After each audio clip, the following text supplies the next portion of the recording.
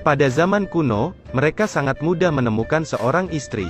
Dia hanya perlu melihat seorang gadis. Hanya dengan memukul kepalanya, dia bisa membawanya pulang. Pria ini juga memukuli seorang gadis yang pingsan setiap hari. Mocho tidak hanya memiliki banyak istri, tetapi juga banyak anak. Isbo adalah salah satunya anak-anaknya. Sejak sangat muda, tidak seperti yang lain. Dia benar-benar membenci godaan brutal semacam ini. Tidak peduli bagaimana ibunya mengajarinya untuk mengayunkan tongkat.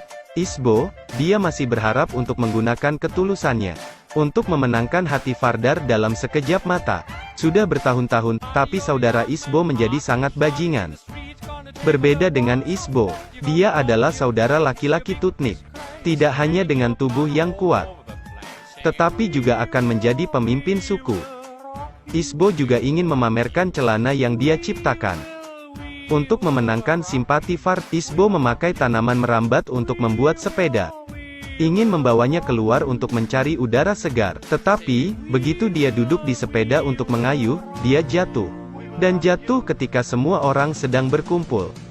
Saat memancing bersama, Isbo membuat jaring yang dia ciptakan.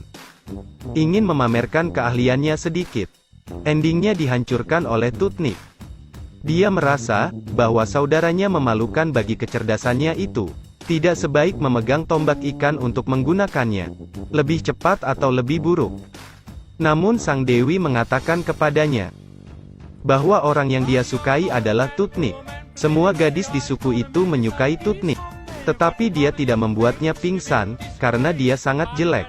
Lalu dia mengatakan bahwa di suku itu ada kekasih Isbo untuk waktu yang lama. Saat dia menunjuk ke samping dengan tangannya,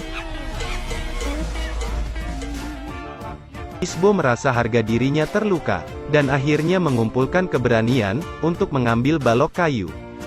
Tetapi pada saat dia dekat, dengan cepat Tutnik yang memukulnya terlebih dahulu. Wanita yang kucintai menjadi adik ipar perempuanku. Isbo pergi ke tepi sungai untuk minum air, tapi mulutnya malah dicapit oleh kepiting. Lalu dia melamun mengerutkan kening.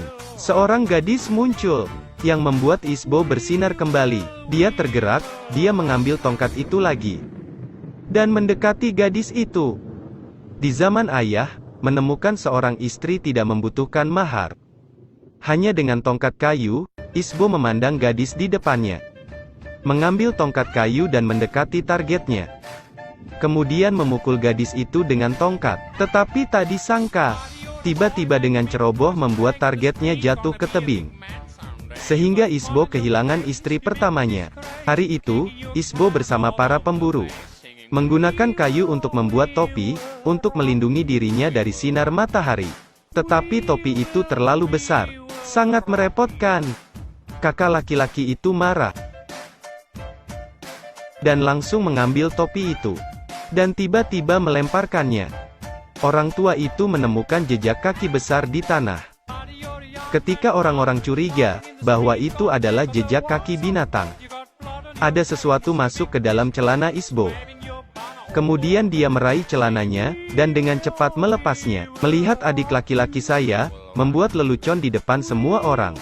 Kakak laki-lakinya marah, dan mengambil celana Isbo, dan melemparkannya pergi jauh. Pada saat itulah, hewan yang sangat besar muncul di depan mereka.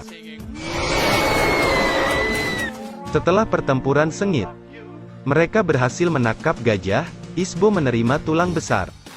Tetapi ketika akan melemparkannya, ketika itu juga mengenai pembunuh lain, yang dikirim oleh suku saingan. Mereka semua berlari, berpikir bahwa Isbo telah mengalahkan pembunuh. Mereka semua bersorak padanya. Setelah itu mereka mencari berita, bahwa musuh hendak menyerang. Dan menyerahkan perawatan si pembunuh kepada Isbo. Tetapi Isbo selalu mengacau, membiarkan si pembunuh melarikan diri. Untuk menghadapi musuh yang akan datang, Tutnik pemimpin ras mulai berlatih. Tetapi selama latihan Isbo jatuh sepanjang waktu. Yang lain berlatih memanjat. Dan Isbo mengambil kembali tangga. Kakaknya menemukan tangga itu, dan langsung marah menghancurkannya. Segera datang pertempuran dua suku. Tetapi yang mengejutkan Isbo adalah bahwa mereka tidak hanya kehilangan Dewi Vardar, Dia juga dianggap oleh mereka sebagai jarahan yang mereka bawa. Isbo ingin memanggil semua orang untuk menyelamatkannya, tetapi mereka semua ingin melarikan diri. Perilaku mereka membuat Isbo sangat marah. Dia berdebat dengan saudaranya. Begitu dia akhirnya memutuskan untuk pergi sendiri untuk menyelamatkan Dewi Vardar. Tetapi di tengah jalan, Isbo disergap. Dia ditangkap oleh suku wanita patriarki, memintanya untuk tinggal dan mencari keturunannya. Melihat sosok Tu, dia berapi-api. Dari suku wanita Isbo dengan senang hati setuju. Tetapi setelah beberapa hari, Isbo tidak tahan lagi. Sehingga, dia diam-diam mencari kesempatan untuk melarikan diri. Isbo melanjutkan perjalanannya untuk menyelamatkan Vardar. Setelah beberapa perjalanan yang sulit, dia akhirnya mencapai suku musuh. Dia memikirkan cara untuk mendekati Vardar. Ceritakan tentang hal-hal malang yang kamu temui dalam perjalanan ke sini. Isbo mengatakan bahwa perasaannya marah. Dia langsung menariknya untuk ingin menciumnya. Tetapi tiba-tiba setelah beberapa hari hidup bersama, dia jatuh. Pemimpin di sini menolak untuk kembali. Isbo berteriak pada yang lain untuk datang. Musuh ingin Isbo makan. Sehingga Isbo berbalik untuk lari. Dan musuh juga mengejarnya. Namun setelah berlari beberapa saat, Isbo berpapasan dengan suku wanita yang sedang mencarinya. Begitu saja kedua suku tersebut saling bertempur.